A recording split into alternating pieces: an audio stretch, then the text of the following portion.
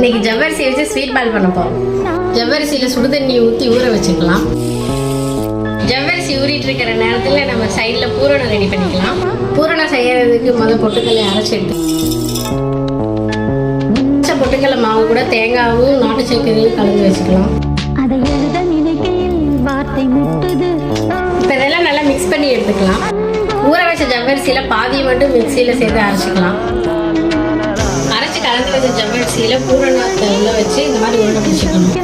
இந்த பால்ஸ் எல்லாம் இப்போ இட்லி தட்டில் நம்ம மாற்றிக்கலாம். ஜவ்வரிசி பால்ஸ் எல்லாம் வெந்துட்டு இருக்கு. நம்ம சைடில் சுகர் சிரப் செஞ்சுக்கலாம். ஏலக்காய் இந்த மாதிரி தட்டி சுகர் சிரப்பை சேர்த்துக்கலாம். இதை எடுத்து வேறு பிளேட்டில் மாற்றிக்கலாம். சுகர் சிரப்பை இது கூட சேர்த்துக்கலாம்.